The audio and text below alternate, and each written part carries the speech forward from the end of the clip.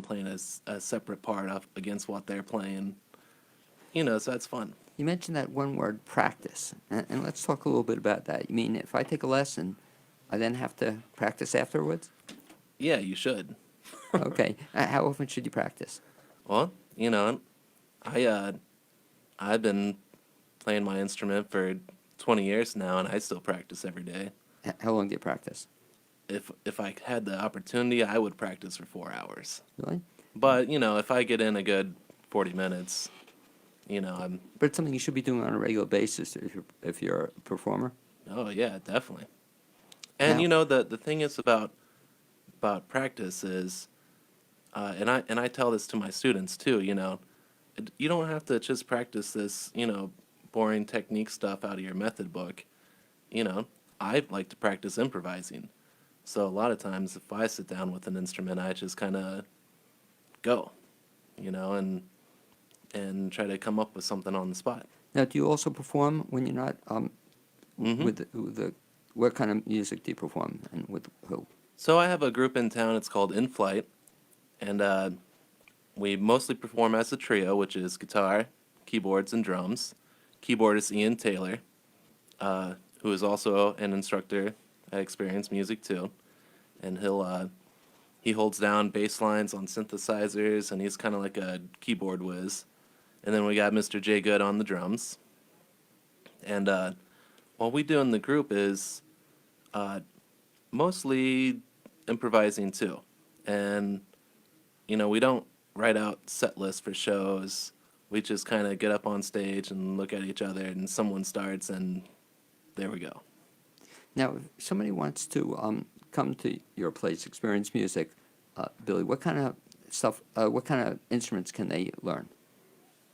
So we have the rock band program, which, like I said, you need usually at least 3 people, no more than 6. So it's a kind of small spectrum. But that is your traditional rock band formation. So you've got drums, bass, usually electric guitar, but we definitely do acoustic guitar, keyboards, and vocalists.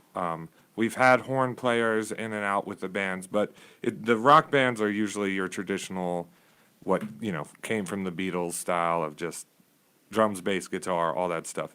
Private lessons, we do guitar, trumpet, piano, bass, drums.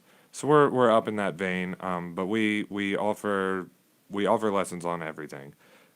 Most of our demand comes for piano, guitar, drums, and then other things are on the periphery. But we do have some trumpet students and bass students, and so we're trying to be accessible for anybody. If you're interested in electronic music, we've worked on getting electronic music programs going, but with funding, we don't have that equipment, so we're set up for your traditional band setting. And I think that's where I first met you folks. We went to your studio. It was a really Yeah. cool studio.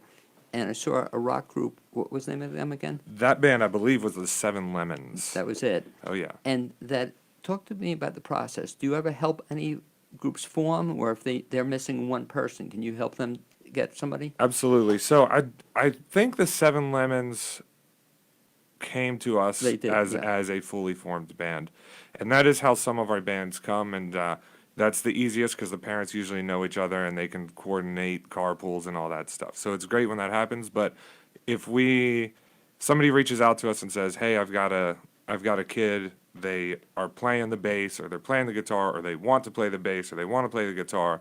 I want to get them in a band."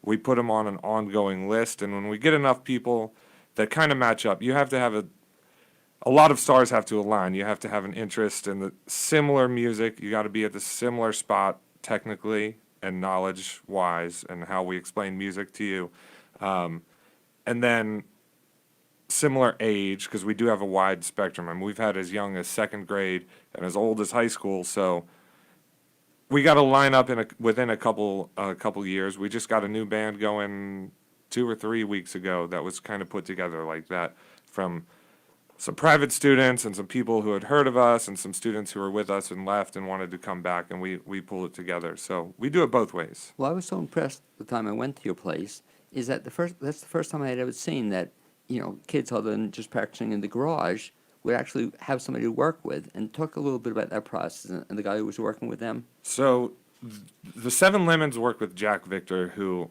I like Jack a lot as a person and a musician. He played in town with a band called Midnight Snack for a long time, and that's how I first met him. Now he's got his own solo project.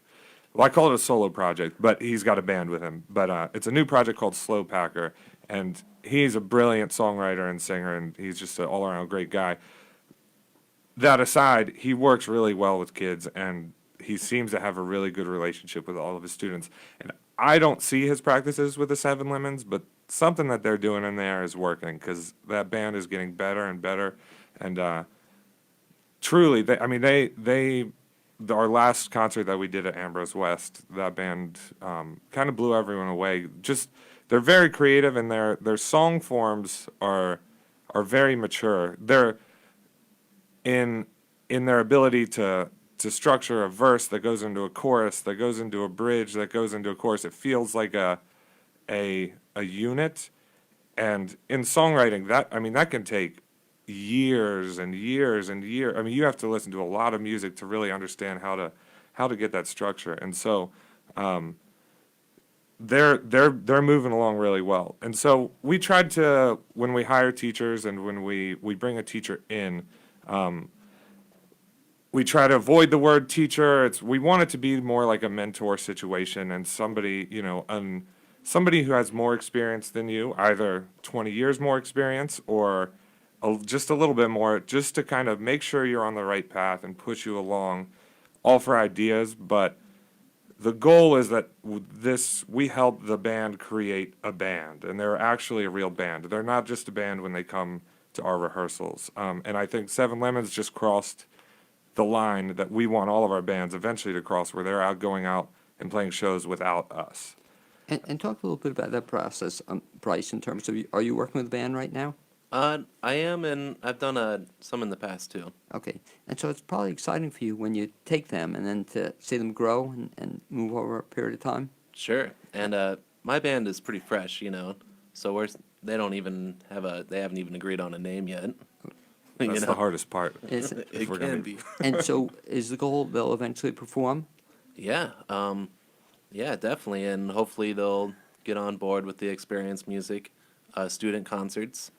Also, we'll occasionally do recitals there at the experience music.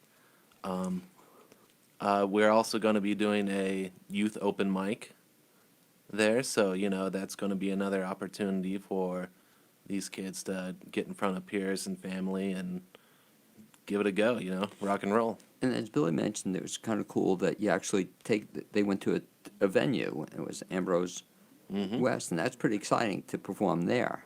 Definitely. Or something. When you work with a group who, for the first time, how do you, what are the basics? What do you start working on? Well, that can be kind of interesting. You do have to kind of play it out, and because there's lots of nerves going around, especially if the students don't know each other, and they're kind of sitting in a room looking at each other like, who's going to start this, who's going to go. So you do kind of have to, have maybe some ideas, some song ideas prepared. But, but I think also you have to talk to everyone and try to find some kind of common ground. Maybe, just get them to loosen up a little bit, to where they're going to be like, oh, I like this band.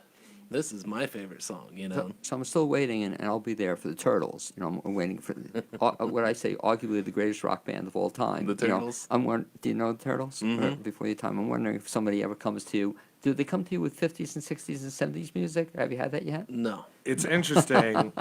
There are some, like Journey is still a huge thing at a certain age. There's a certain element of classic rock that is still there. But now I'm getting old, and I'm the same age as a lot of the parents of these kids, and so they come in with the rock that I grew up with, and it's like Weezer and all these, 90s alternative rock songs are the new classic rock. So that's what their parents are listening to and are not pushing on their kids, but that's what their parents are excited about.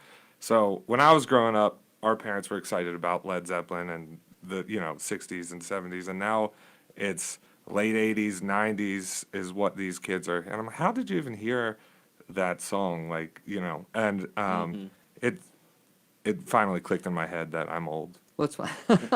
Talk for yourself. But it's funny you say that, Billy, because that's one reason I watch the Grammys. It's like Yeah. I can hear some music that's out there, but I know, like I said, you're getting old when you don't know anything that's being played.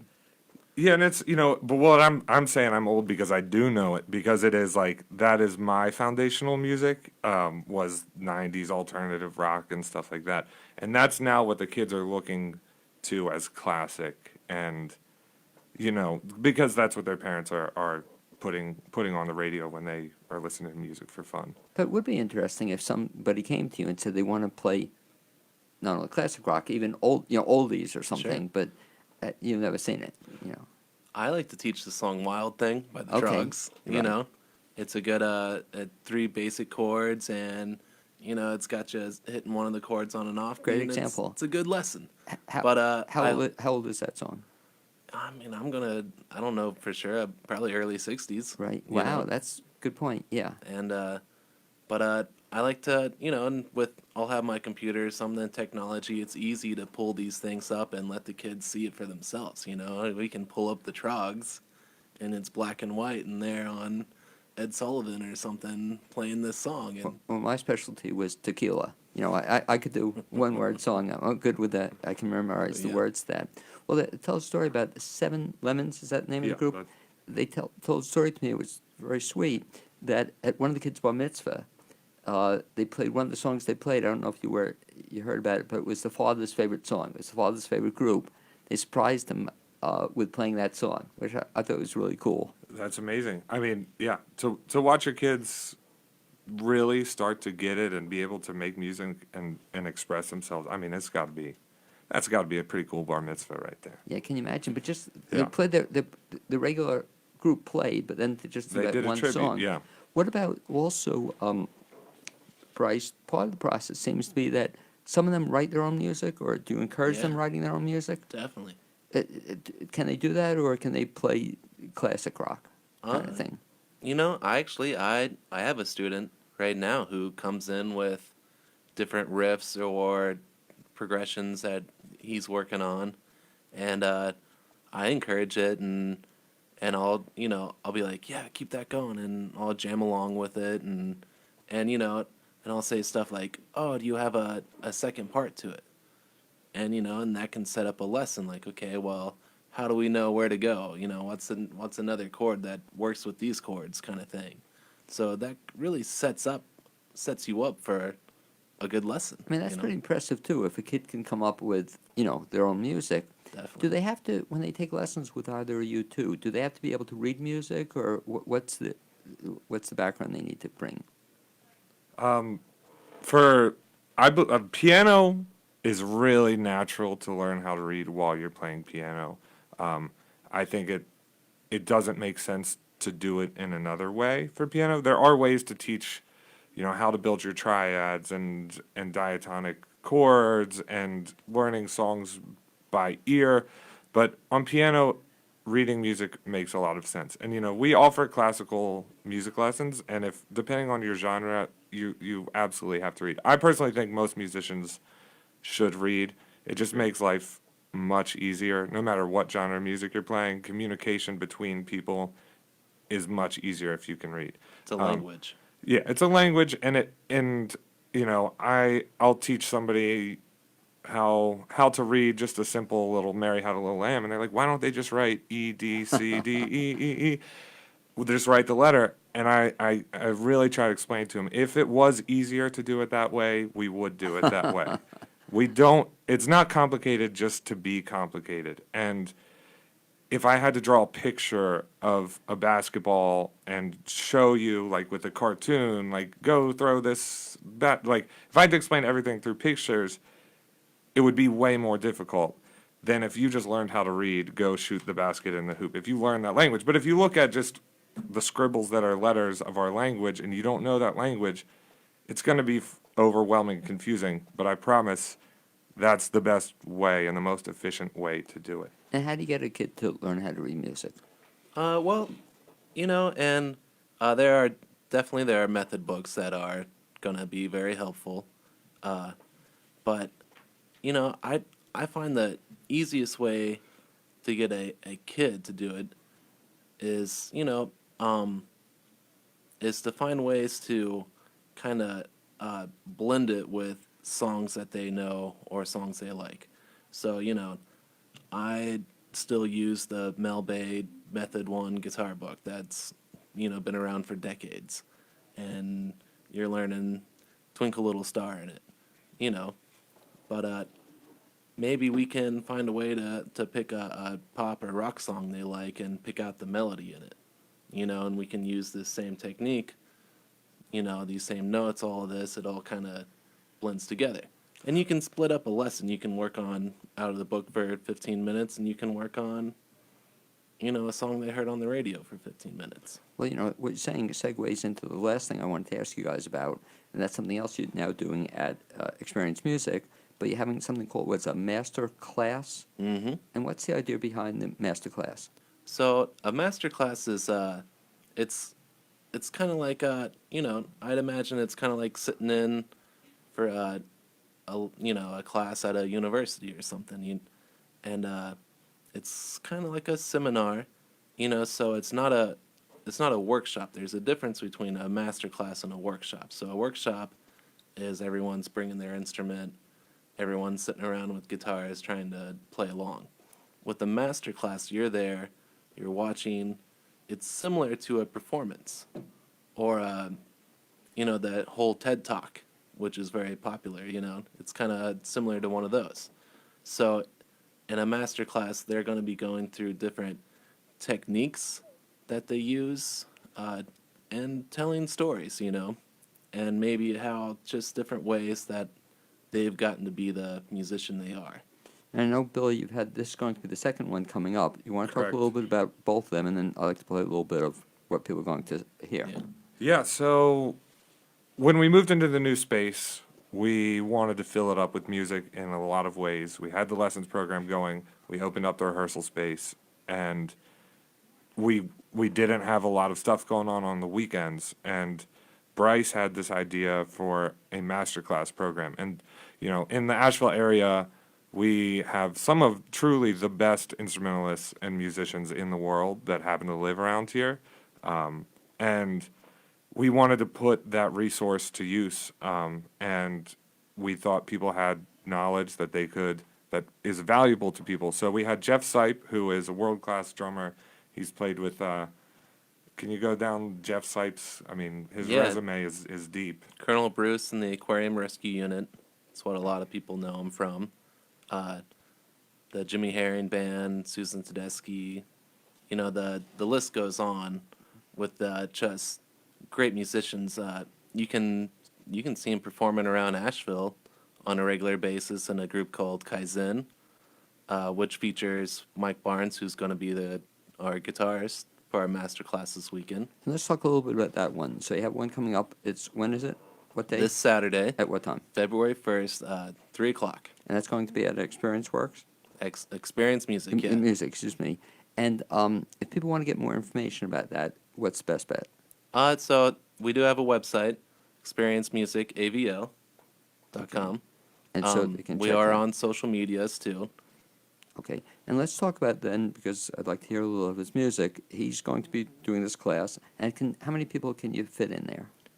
So we shoot for about 30 people Okay. at these, and that's, a comfortable spot. And we won't tell the fire department. That's just between us. Yeah. There's multiple This doors. is a There's, private conversation, right? Okay. But so he's going to be doing this master class on Saturday at 3. Mm-hmm. And he's what kind of musician?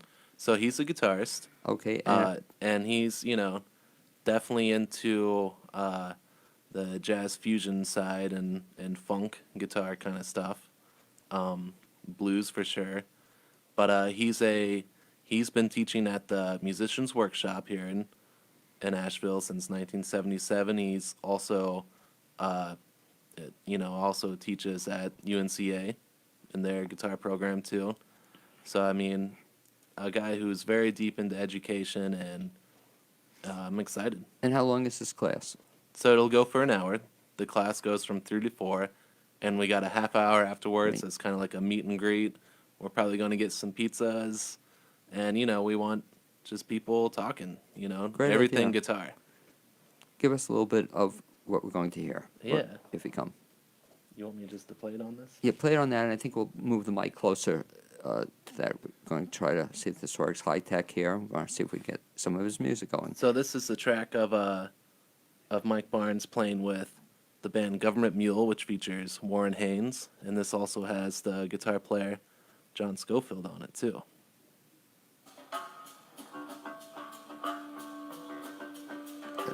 Good.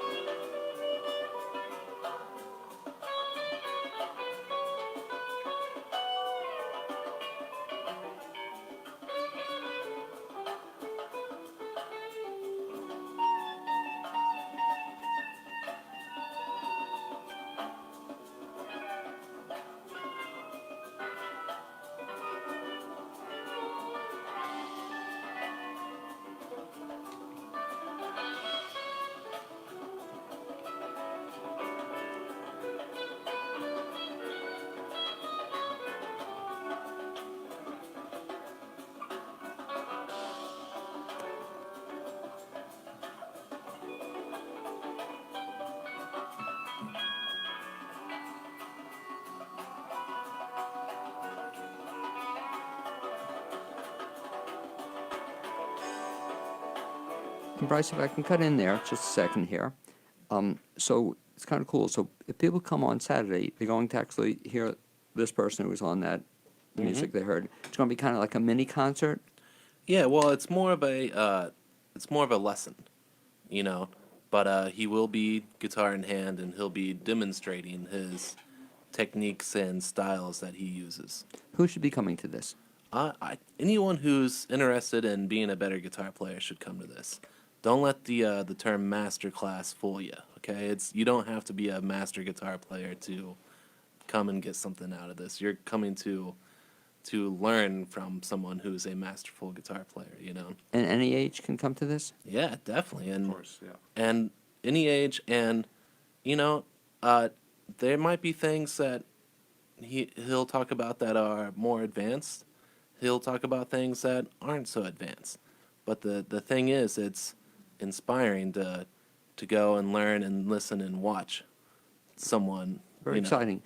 How often, Billy, do you have these master classes? So this is a recent addition to the Experience Music program. So this is our second one. So Jeff Sipe was a month or two ago. Every 2 months is what we're Every shooting 2 months. for. Yeah. Great idea. So the plan is to keep on going with it, and just bring the community together to see it. And to expand on what you can expect from there, if you go to experiencemusicavl.com or our Facebook page, which is Experience Music AVL also, Mike Barnes put up a short little video where he kind of plays a little bit of guitar, and I believe he's going to go through his 10 principles of music. I forget exactly what he called it, but he goes through a quick list of the topics that he's going to touch on.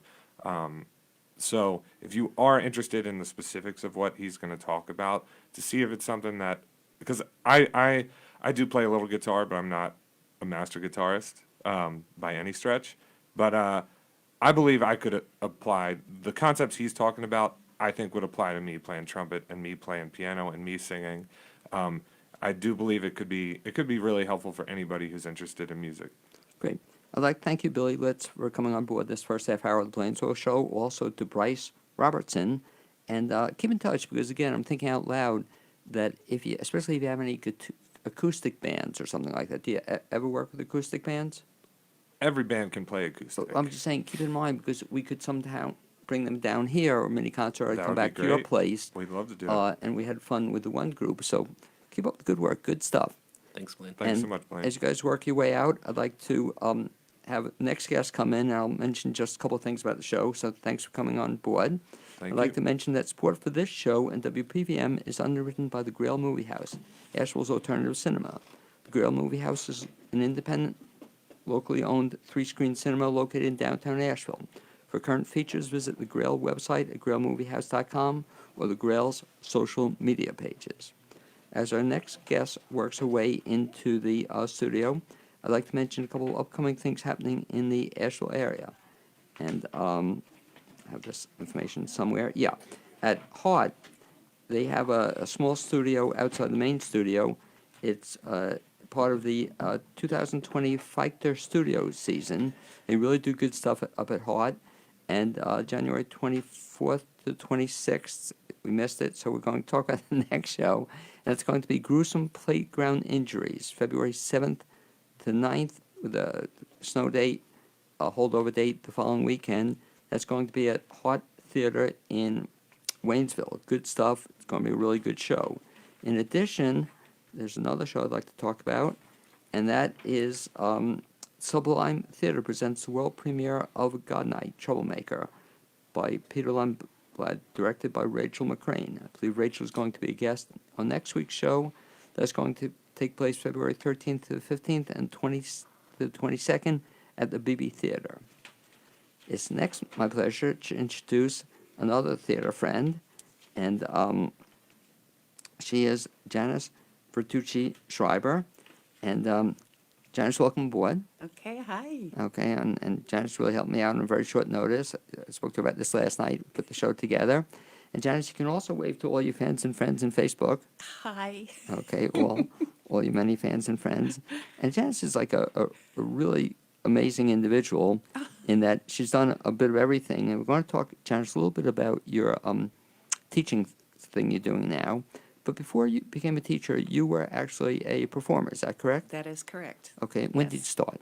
When did I start? Oh my goodness, fifth grade. Fifth is grade. the first time I actually got on stage. Yes. Do you remember the show? I don't remember the name of it, but I was a teacher. It's funny. Was that prophetic? I don't know. I was a teacher, and it was, you know how you used to do shows on presidents' birthdays Right. and all that sort of thing in the public schools. So it was for some occasion, and I can remember what I wore. Nice little white skirt and a red top, and my sister did my hair, but yeah, I was a teacher. And I That think I was, asked you last night. Nobody taped that. Is that correct? nobody taped that. Okay, but I have it. Did I tell you the idea I had last night? Yes, you did. Okay, I want to do that for a fundraiser for the Attic Salt, and I have the pleasure of being on the board with Janice for Attic Salt. I think we should do that as a fundraiser, not just you, but we get everybody come and do their first number. I just think that'd be a lot of fun. Well, they're fun stories. I mean, I can remember I can see the stage, you know, the school, James F. Murray School, you know, I can all of that, but I don't remember the actual play. I just know that I played a teacher, and and I enjoyed it, but then I really wasn't on stage as an actor. It was more that my parents knew I could sing, and so a lot of my initial stuff had to do with singing. My father was an accountant, and he used to bring me out when he was filling out the forms, and he would say, "Go sing for the people while I'm working on it, especially if they have to pay, go." And so I was more singing, and it wasn't until actually eighth grade, and I was afraid to perform too. So it wasn't actually until eighth grade that the chorus teacher, Lola Bevington, said to me, "You're going to perform." But it was high school, my junior year, that I finally was in a play musical. Yeah. What was the show? Do you remember? So This Is Paris. Very exciting. And I was playing a character. Little did I realize, you don't when you're an adolescent, that I really was a character actress. I wasn't the ingenue, forget that. So that was in high school. Did you continue performing after that? In my senior year, then that was one of the only times I played an ingenue. He had nobody else, so he chose me, and it was in Half a Sixpence was the musical, and Oh, I love the show. You yeah, know. isn't it great? Wow, that's Nobody does that show anymore. I was just thinking that, Janice, that I've never seen it done, or certainly locally. That'd be a great show to do, though. It really is great. There's some great music in it, Yeah. and so that's what I did. And then I wanted to go to New York and study at the American Academy and of Dramatic Art. And my very Italian mother said, "No, you will not." And I didn't realize at the time financially it was very hard for them, and I had a state scholarship, and now I understand why they wanted me to go to college in state, but I wanted to go away. And anyway, the long story short, I knew I wanted to do theater, and I transferred probably 5 times until I got to East Carolina University, and I was able finally to find my place at a college that had a very fine theater program. And so you studied musical theater there? I was just a drama. Drama, yeah. Yes, drama major with a drama and speech minor, if you would. Yeah. And so when you were in college, then you were performing in lots of shows? I was very active in college. Yes. So then you graduated from college? Yes. And you decide, did you go into this full-time, part-time? Well, I had met my husband in New York, and my husband was at East Carolina. My husband had to finish his graduate work, and so I just was working as a bakery manager in the Winn-Dixie supermarket. But I knew that, see, East Carolina University had a professional summer theater that was started by the chair of that program in 1967, somewhere around there. So I knew that I had an outlet to perform in Greenville, North Carolina. And so I worked during the day, and then I could perform in their summer theater, or even in their regular, during the year, they allowed community members to be in shows. And so I had an opportunity. Do they still have the theater? No, what unfortunately, oh, it's so sad because it really was, they used to do 5 shows in a summer, in 1 week of rehearsal, right, all day long. And it was a fabulous summer theater program. And it probably dissolved at the beginning of the 21st century, if you would. And I think it had to do with budgetary problems. But it was really quite wonderful, and gave so many opportunities, especially to some of the local people who wanted to be on stage. Reminds me a little bit of Saw It, in That- terms of... Yes, that's correct. Now they're year-round, which is really cool, but they used to be just summer. And I can't believe how they do it, but it's amazing. They do Yes. it 1 week rehearsal, 2 weeks of a show through whatever, and great stuff. Yeah. And like I said, professional actors, but also community members, good stuff. So you were acting summers. I didn't Yes, know you and had then we moved. My husband got a job out in Omaha, Nebraska. So we moved to Omaha, Nebraska, was there for about 5 years, and that was a wonderful experience for me because I was not only working during the day in the bakery, because I was a cake decorator, and I was performing. I was really a working actress outside in Omaha, Nebraska. I absolutely loved it. So I was actually getting paid for my work, and then still doing community theater. The Omaha Community Playhouse is a very famous community theater. That's where Henry Fonda, Dorothy McGuire, and once I had the opportunity to get on stage there, that was all I needed to really, become part of the theater community. It was a great experience out in Omaha. Moved to Boston, did work in Boston, and then came back to North Carolina, to Greenville, where we went to school, East Carolina University. And all that time you were performing? I was performing. Right. Correct. And then, so how'd you wind up in the Asheville area? We were in Greenville, North Carolina for 34 years. I loved it. I really didn't want to leave. We vacationed in the mountains all of those years. My husband has loved the mountains. He's originally from Cornwall, New York, which is near West Point. And I was also part of a community theater, Magnolia Arts Center, which I'm one of the founders in Greenville. And I really wanted to focus, once I retired from teaching as a director of theater at a private school, Rendell Parrott Academy in North Carolina, I really wanted to focus on my work with Magnolia Arts Center. And so I said I wasn't ready to move.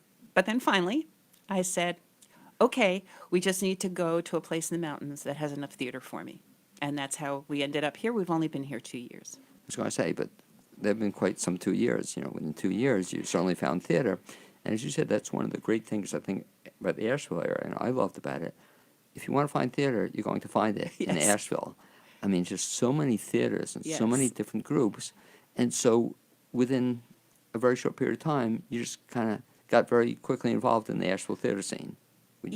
Well, yes, I, I decided to, because directing really has been my thing more so than directing and teaching theater has been more my thing for the last over 20 years.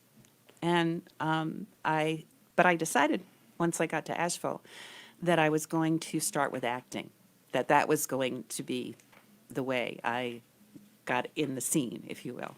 So that's what I did, and I did. I got to act in 3 different productions and 1 benefit. And I think that's where I first met you. You were acting, where was that, at Hendersonville? That was at Heart. At Heart, and I'm that was sorry. probably MAME, I think. You met me that. So you were in Maine, sure. Yes. You were terrific in that. And then, what else were you in? Then I did The Bad Seed at Right. Heart, which was a wonderful experience. If people like comedies, Yeah, and then I did the benefit with Homeward Bound with Candace Dickinson, did that. And then I did As It Is in Heaven at the Front Porch Theater in Black Mountain, and that was a wonderful experience with Candace Dickinson directing that, yeah. and I'm very excited. Candace, I'm trying to get as a guest that she's going to be now Miss Everything at Heart. Yeah. You know, you name it, she'll have that title.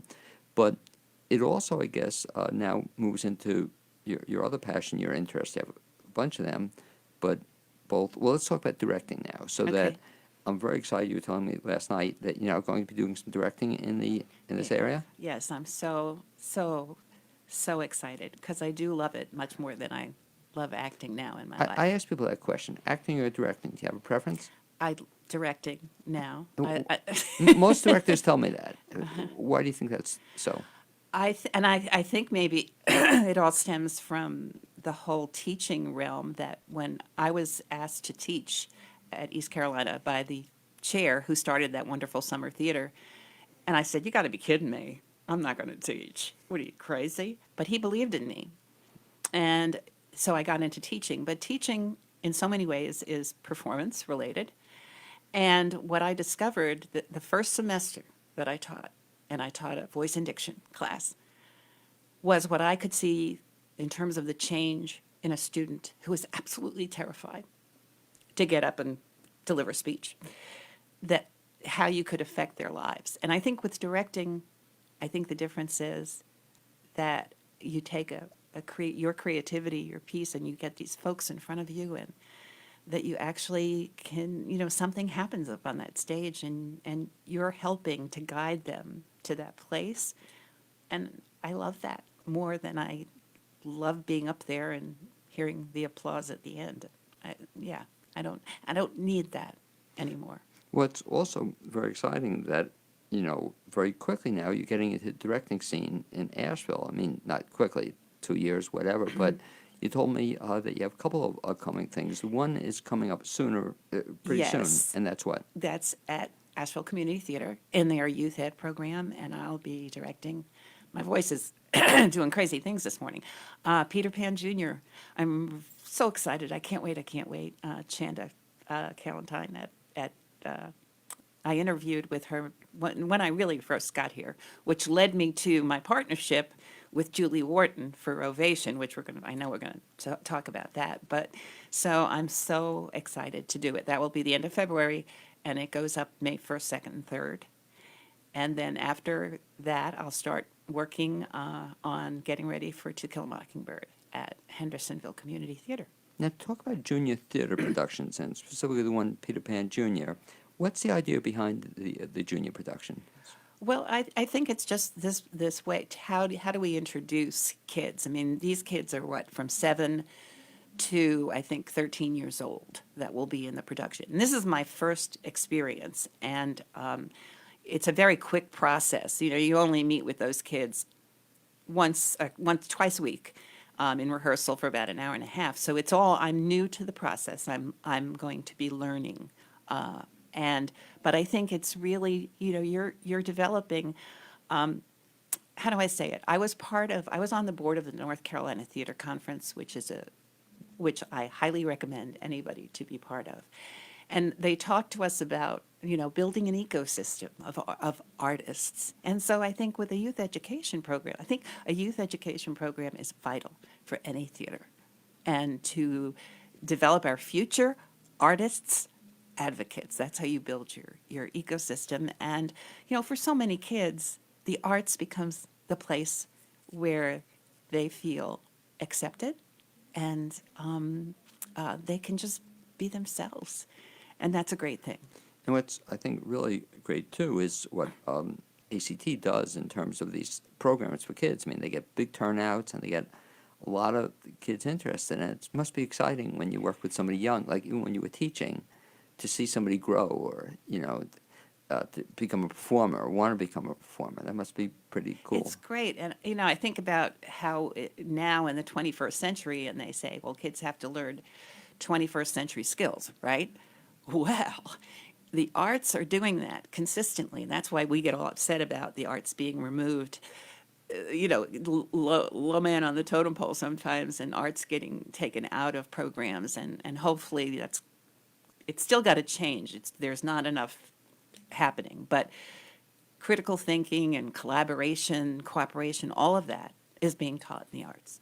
And Janice, in theater. You just mentioned you're going to be directing To Kill a Mockingbird. That comes up in May, is it? It'll be next fall. Oh, next fall. Okay, so October. we still have time. We still have time. Yeah, I got to do a lot of research. Is that it in terms of what? I became later in my years a research fanatic in terms of, it's sort of like I'm my own dramaturge, which is the person who does the research. And so you really have to research a lot on a play, I believe, and especially something like To Kill a Mockingbird, which is known by so many, and it's the importance of that particular piece.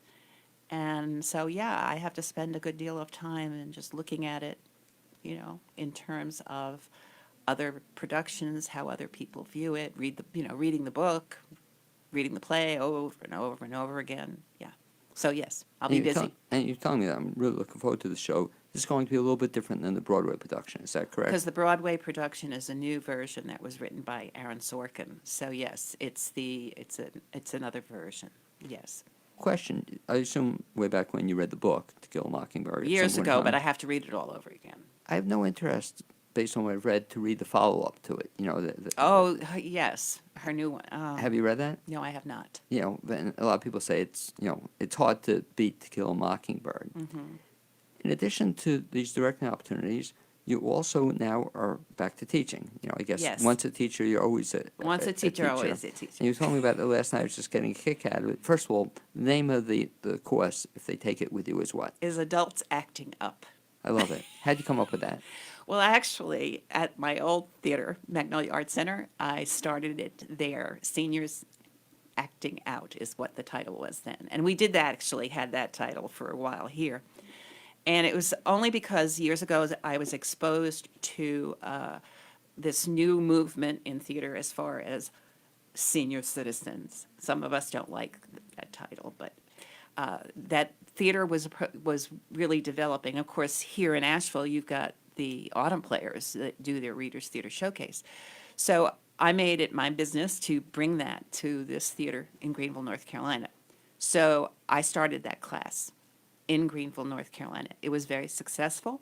We got grants to write our own performance. We did, and we performed. So when I got here, and see, I happened to meet my partner in Ovation, which is what our little theater arts collective is called, Julie Wharton, who is absolutely wonderful. I respect her so much. And she and I met at a rehearsal for one of the kids' productions at Asheville Community Theater. And that was, Shanda had just met her too. We were both new. And Julie and I just connected, and we had the same feelings about theater. And so we connected, and we decided that we were going to come up with various classes, and the seniors acting out was one of them. That's sort of a quick version of And- how that occurred. And so you were telling me you've run it how many times? Well, Here. it's been going on. We did free classes when we first started at some local libraries, at the Weaverville Library, at the North Asheville Library. And some of those folks that came to the first class in Weaverville are still with us. Two women, and but we didn't have a space to work in. So when Julie and I decided we wanted to keep going, one of the students, Bernice, offered her home to us. And so we held a class in her home for a period of time. And then when we finally had enough money that we could pay for rental, we were able to get into the Attic Salt Theater Company. And so, the class has really evolved, but we still have a lot of the same people. We have 5 folks that have been with us at the other classes. We try to do it in various sessions, sometimes 8 sessions. This time it's 6 sessions. So the first class is tomorrow at Attic Salt Theater Company, and it's at 4 to 5:30. And we had an offer, if you registered before the 20th, you could get the 6 classes for $75, which is what the returning students they're charged to take the class. Otherwise, it's $90 for the 6 sessions. Okay, and if we can hold off on the price without, let's talk further about it, but who should take this course?